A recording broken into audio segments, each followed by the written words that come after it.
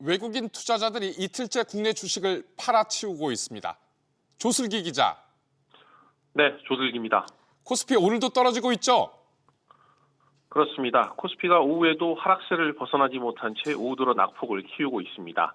조금 전 2시 50분 기준으로 1% 넘게 내리며 2430선 중반 부근까지 밀리기도 했는데요. 외국인들은 오늘도 3,800억 원어치 주식을 팔아치우며 지수를 끌어내렸습니다. 시가총액 상위주 흐름을 보면 반도체 투톱, 삼성전자와 SK하이닉스는 1%, 3% 반등하고 있고요. 반면 현대차와 기아는 나란히 1에서 3% 넘게 빠지고 있습니다. 특히 KB금융과 신한지주는 각각 9%, 5% 급락하며 밸류업 정책 동력 약화 우려에 직격탄을 맞았습니다. 또 경영권 분쟁 중인 고려아연은 주가가 장중 186만 원까지 치솟으며 사상 최고가를 경신하기도 했습니다. 코스닥 지수도 보합권 부근을 맴돌다 660선 후반에 현재 거래되고 있고 원달러 환율은 어제보다 소폭 상승한 1,410원대 중반을 기록하고 있습니다. 아시아 증시는 어떻습니까? 네, 중국의 상하이 종합지수는 어제보다 소폭 오른 3,360선 후반의 거래를 이어가고 있습니다. 또 홍콩 항생지수와 H지수는 1% 넘게 빠지며 19,500선과 7,000선에 거래 중입니다. 또 일본 니케이지수는 0.2% 오른 39,350선에 거래되고 있습니다. SBS 비즈 조슬기입니다. 비트코인이 사상 처음으로 한 개당 10만 달러 고지를 넘어섰습니다. 김동필 기자, 네, 김동필입니다. 비트코인 상승 기세가 멈출 줄 모르는군요. 네, 그렇습니다. 비트코인은 미국 최대 가상자산 거래소 코인베이스에서 오늘 오전 11시 34분쯤 10만 달러를 사상 처음으로 넘었는데요. 조금 전 2시 50분 기준으로는 10만 2천 달러대에서 거래되고 있습니다. 비트코인은 지난달 중순 무렵 9만 달러를 돌파한 뒤 한동안 9만 달러대를 횡보했었는데요. 결국 오늘 10만 달러를 훌쩍 넘었습니다. 상승세는 국내 가상자산 거래소에서도 이어지고 있는데요. 어피트에서도 11시 30분쯤 1억 4천만 원을 처음 넘으면서 계속 고점을 높이고 있고요. 빗썸과 코인원 등에서도 1억 4천만 원대를 훌쩍 넘긴 상황입니다. 김동필 기자, 이렇게 오르는 이유 뭔가요? 네, 차기 미국 증권거래위원장에 친가상자산 인물이 지명된 사실이 강세를 견인한 것으로 풀이되는데요. 도널드 트럼프 미국 대통령 당선인은 오늘 트루스 소셜 계정을 통해 차기 SEC 위원장에 폴 애킨스를 임명하게 돼 기쁘다라고 공식 발표했습니다. 내년 1월부터 가상자산의 친화적인 정책이 나올 것이란 기대감이 수요를 끌어올리고 있는 겁니다. 비트코인 현물 성장지수 펀드로도 자금이 몰리고 있는데요. 이달 들어서만 10억 달러, 우리 돈으로 약 1조 4천억 원이 넘는 자금이 순유입된 상태입니다. SBS 비즈 김동필입니다. 금융시장의 불안감을 의식해 한국은행과 경제당국이 연이틀 시장 안정 메시지를 내놓고 있습니다. 황인표 기자, 이창용 한 총재가 오전에 기자들을 만났다고요? 네, 이창용 한국은행 총재는 한국은행에서 기자들을 만나 이 탄핵 전국에 들어가더라도 경제에 큰 영향이 없을 것이라고 말했습니다. 이 총재는 과거 박근혜 전 대통령 탄핵 당시를 보면 이 장기적으로 경제에 끼치는 영향이 적었다며 정치와 경제가 분리돼 있기 때문이라고 밝혔습니다.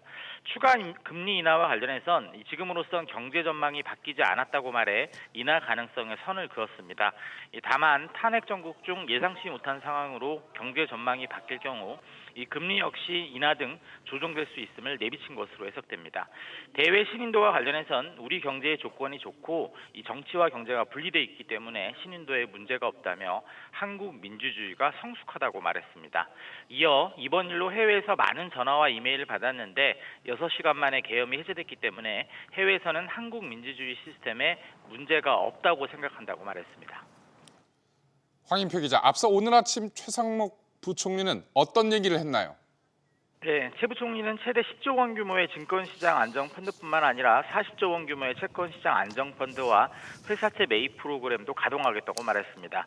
이어 시장 참가자들이 과도한 불안감을 갖기보다 냉정하고 차분하게 대응할 필요가 있다고 덧붙였습니다.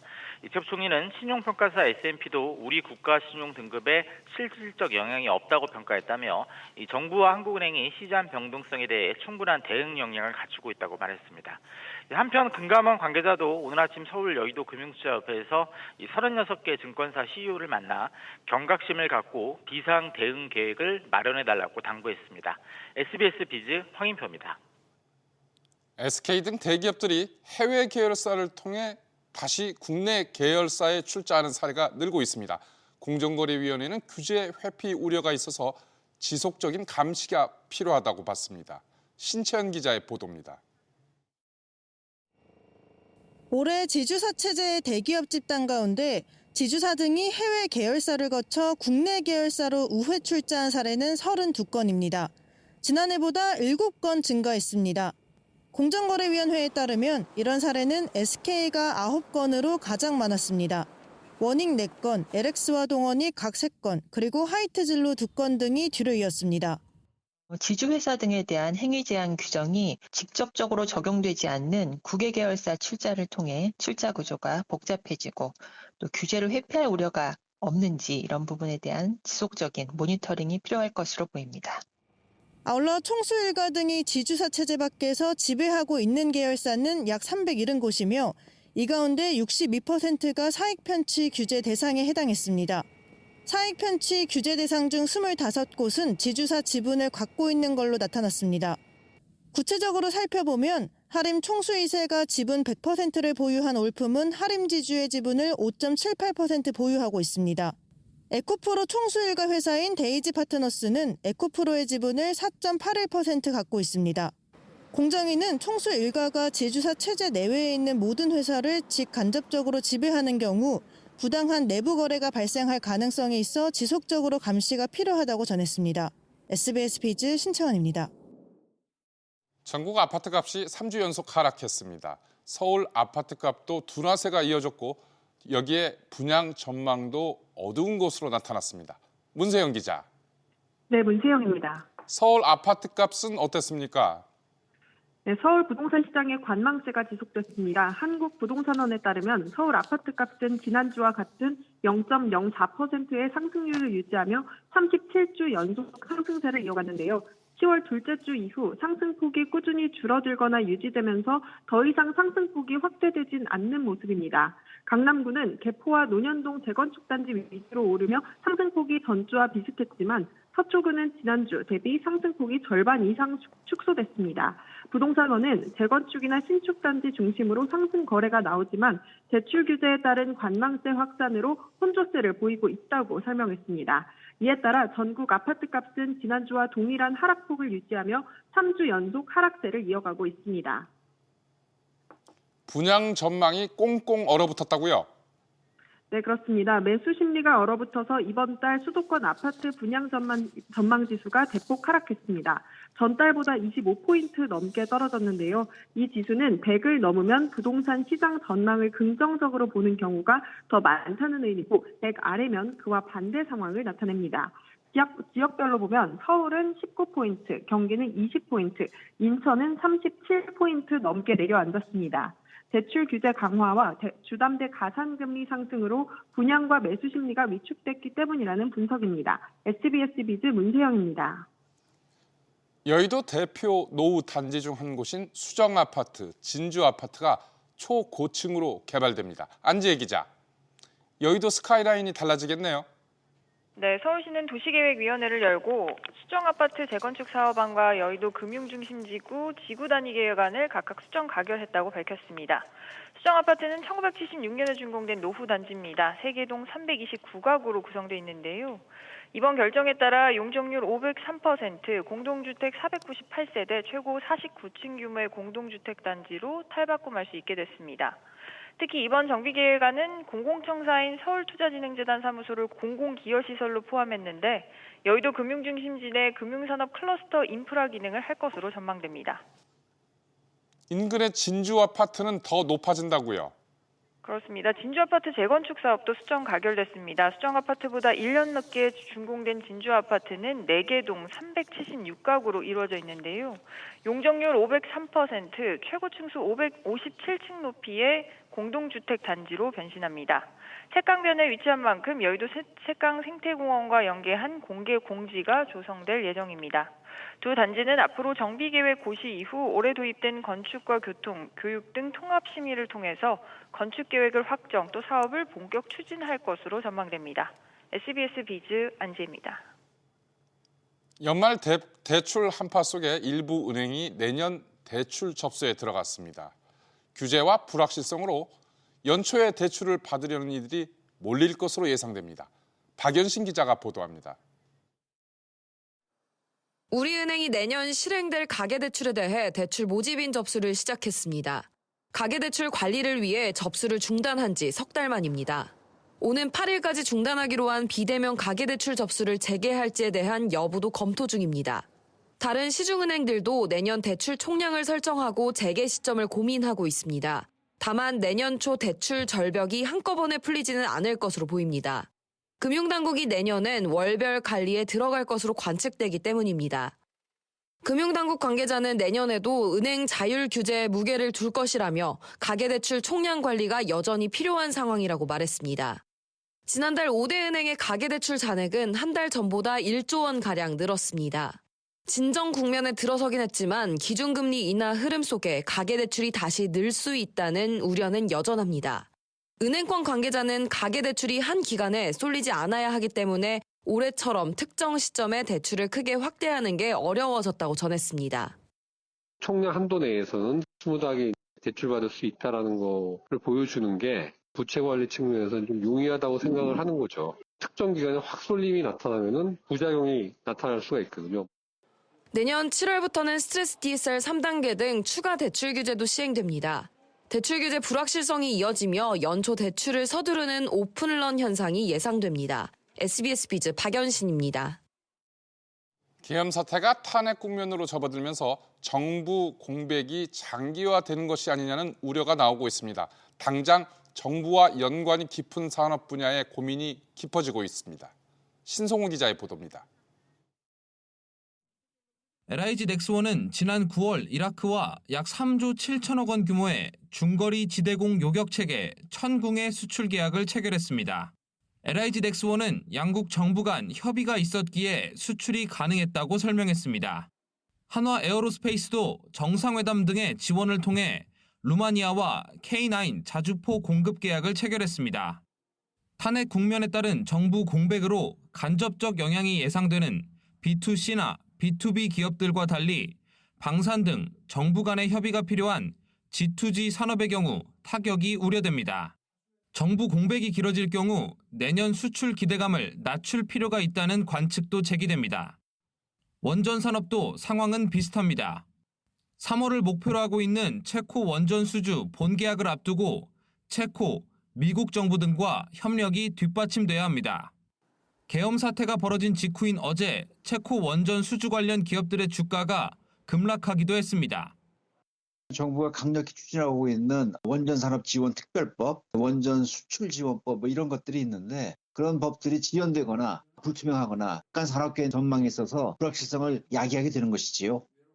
체코 수주뿐만 아니라 2030년까지 원전 10기를 수출하겠다는 정책의 동력 상실도 우려되는 상황입니다.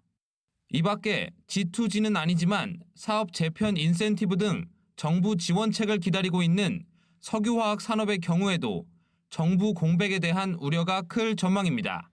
SBS 비즈 신성우입니다.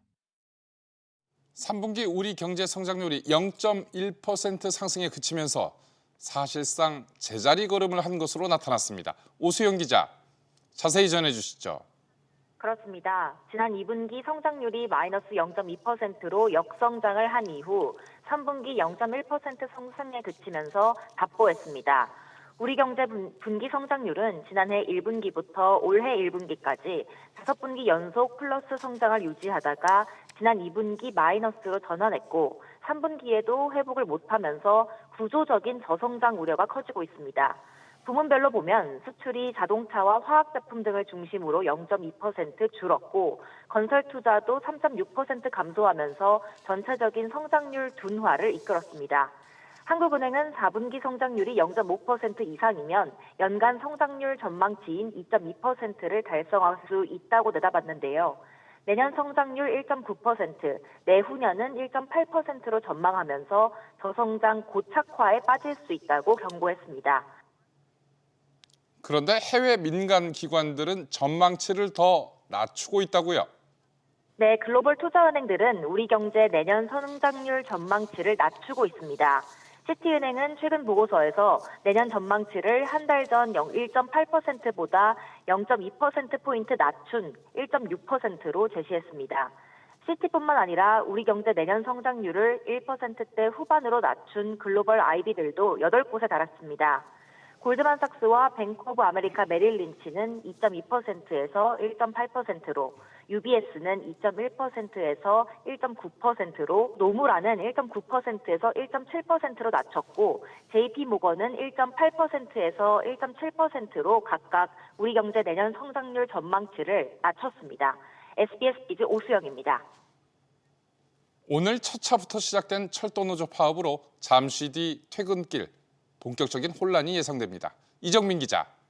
네, 이정민입니다. 철도 파업 상황 짚어볼까요? 전국 철도노동조합은 오늘부터 무기한 총파업에 들어갔습니다. 코레일과 철도노조는 막판 협상을 이어갔지만 결국 결렬됐습니다. 한문희 코레일 차장은 노조가 요구한 4조 2교대 개편과 인력 충원에 대해서는 어느 정도 의견 접근을 받지만 성과급 지급에 대해서는 입장 차이가 컸다고 설명했습니다. 노조 측은 사측 입장 변화가 있어야 교섭을 재개할 수 있다는 입장입니다. 코레일에 따르면 수도권 전철 운행률은 평시 대비 75% 수준입니다. KTX는 67% 수준으로 예상하고 있습니다. 파업으로 화물 운송도 차질을 빚고 있습니다. 코레일에 따르면 화물 열차 운행률은 파업 첫날 22% 수준으로 예상됩니다. 이정민 기자, 서울 지하철은 어떻습니까? 잠시 뒤 오후 4시부터 서울교통공사와 노조 측 본교섭이 진행됩니다. 서울교통공사 1, 3노조는 내일부터 무기한 파업을 예고한 상태입니다. 협상이 결렬되면 노조는 3년 연속 파업에 돌입합니다. 파업이 현실화될 경우 배차 간격은 최대 15분까지 벌어질 것으로 예상됩니다. 서울시는 인력을 총동원해 출근 시간대 정상 운행과 최근 시간대 운행률 86%를 유지할 계획이라고 밝혔습니다. 경기도도 출퇴근 시간대 서울을 오가는 노선에 버스를 집중 투입합니다. SBS 비즈 이정민입니다. 지난주 이어진 폭설에 자동차 사고가 크게 늘어난 것으로 나타났습니다.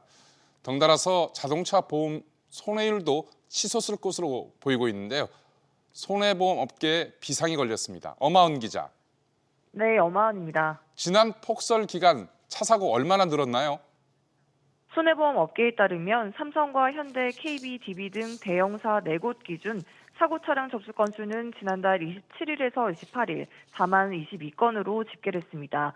특히 폭설 첫날인 27일엔 2만 3천여 건의 사고 차량이 접수됐는데 지난해 11월 하루 평균 사고 차량 접수 건수와 비교하면 59% 급증한 수준입니다. 같은 기간 긴급 출동 건수도 크게 늘어 12만 6천 건을 넘어섰습니다. 하루에 6만 건 넘게 긴급 출동이 발생한 건데 지난해 11월과 비교하면 30% 가까이 늘었습니다. 이미 높은 수준인데 자동차 보험 손해율도 더 올라가겠군요. 네, 지난 10월 대형 4개사 기준 단순 평균 손해율은 85%를 넘어섰습니다. 이미 적자 구간에 돌입한 상황인데요. 본격적인 겨울철이 아닌데도 이번 폭설이 반영된 지난달 손해율은 더 치솟을 전망입니다. 이에 손보업계는 안전운전을 유도해 사고를 줄일 수 있는 할인 특약을 출시하며 손해율 관리에 나섰습니다. 삼성화재는 업계에서 처음으로 제동거리 감소에 효과적인 겨울용 타이어를 장착한 가입자에게 차보험료 5%를 할인해 주기로 했습니다. 현대해상은 3년 무사고, 3년 가입 경력 등을 충족한 고객을 안전운전자로 분류해 보험료 할인 혜택을 제공하고 있는데요. 일반 운전자로 가입했어도 시간이 지나 조건이 충족되면 안전운전자형으로 전환 가능합니다. DB 손해보험도 네이버 지도 앱을 통해 책정된 안전운전 점수가 71점 이상일 경우 최대 22.4% 할인율을 적용해주는 상품을 운용 중입니다. SBS 비즈 엄하은입니다. 중고차 거래에서 고객에게 제공되는 정보가 더 상세해집니다. 지금은 중대 수리가 아니면 무사고 차량으로 안내되고 있는데요. 앞으로는 경중에 따른 수리 내역을 공개해야 합니다. 정대한 기자. 네, 정대한입니다. 중고차 정보 공개가 강화된다고요? 네, 그렇습니다. 중고차 거래에서 확인하는 성능 점검 기록부에 현재는 차량의 주요 골격 부위에 수리가 있던 경우만 사고 이력으로 기재됩니다. 문짝이나 범퍼를 수리, 교환한 이력은 사고로 치지 않아 기록부에 사고 이력 없음으로 표시되고 있는 겁니다. 이 때문에 이 부분에 사고가 있던 차량도 소비자들은 무사고 차량으로 잘못 알고 구매했다가 허위 매물 분쟁이 적지 않게 발생하고 있습니다. 이에 정부는 기록부에 사고 이력이 아닌 중대 수리, 단순 수리 등 차량의 수리 정도에 따라 구분해 기재하도록 관련 시행 규칙을 개정하기로 했습니다. 중고 자동차 관련 소비자 분쟁 가능성을 줄이고 중고차 시장의 소비자 신뢰의 제고 및 중고차 사업자의 경쟁력 확대에도 도움이 될 것으로 기대하고 있습니다. 정 기자, 또 개선되는 규제가 있나요? 네, 본래 의료기기는 원칙적으로는 수리가 금지되고 예외적으로 안전성에 영향이 없는 범위 내에서 경미한 수리만 허용됐는데요. 기기가 고장났을 땐 여러 제약이 많아 수리 허용 범위를 넓히기로 했습니다. 또한 화면 대각선 길이가 17cm 이상으로 화면이 큰 스마트폰은 태블릿 PC로 분류돼 기존 스마트폰 규제 말고도 별도의 강화된 정부 인증이 필요했는데요. 이 기준을 20cm로 조정해 이중 규제를 해소하기로 했습니다. SBS 비즈 정대한입니다. 이른바 가짜 한우를 속여 파는 걸 막기 위해서 축산물 이력제가 시행되고 있습니다. 그런데 이마트에서 이 정보를 허위로 표시하다 적발됐습니다. 유선우 기자. 네, 류선우입니다. 마트업계 1위 이마트에서 이런 일이 생겼군요. 네, 서울 양천구의 한 이마트 매장이 한우 이력 번호를 거짓으로 표기해 판매하다 올해 초 관할구청으로부터 과태료 처분을 받은 것으로 뒤늦게 확인됐습니다. 지자체 차원의 축산물 점검 과정에서 해당 매장의 수거 샘플 가운데 일부가 표기된 이력과 실제 이력이 다른 것으로 조사된 겁니다. 이에 이마트 관계자는 한우를 속여 팔거나 품질 및 등급 등의 문제로 적발된 건은 아니라며 앞으로 관련 모니터링을 철저하게 강화하겠다고 설명했습니다. 그러면 이번 이마트 사례는 한우는 맞다라는 건가요? 이력제 위반이 중요한 이유가 한우가 아닌 고기가 한우로 둔갑될 수도 있기 때문이죠? 그렇습니다. 모든 쇠고기와 돼지고기 제품에는 포장 겉면에 저마다의 이력 번호가 적혀 있는데요. 원산지나 등급, 사육지 등을 확인할 수 있는 고유 번호입니다. 이를 농림축산식품부의 축산물 이력제 앱에 입력하면 해당 고기의 유통 과정 등 믿고 먹어도 되는 축산물인지를 소비자가 확인할 수 있습니다. 그런데 이력 번호를 거짓으로 표시해 수입산을 국내산 한우로 속이거나 등급을 높여 팔다 적발되는 사례가 적잖게 적발되고 있는데요. 대형 유통 채널에서 적발되는 경우가 많진 않지만 꾸준히 발생하고 있습니다. SBS 비즈 류선우입니다.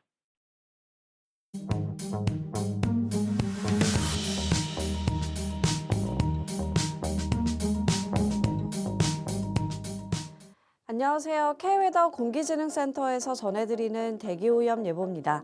전국 공기질 실황입니다. 대체로 청정한 상태입니다. 다음은 서울시 동별 공기질 실황입니다. 역시 청정하고요. 워스 지역도 보통 수준에 해당하고 있습니다. 오늘 전국 하늘 대체로 구름 많겠습니다. 다만 서해안을 중심으로는 비나 눈이 약간 내릴 때가 있겠습니다. 추웠던 날씨는 낮부터 평년 기온을 회복하면서 반짝 풀리겠고요. 공기질도 청정하겠습니다. 대기순환이 원활하기 때문인데요. WHO와 환경부 기준 모두 전국 보통 단계가 예상됩니다. 당분간 공기질은 청정하겠습니다. 다만 다음 주 초반 중서부를 중심으로는 먼지 농도가 높게 나타나겠습니다. 대기오염 예보였습니다.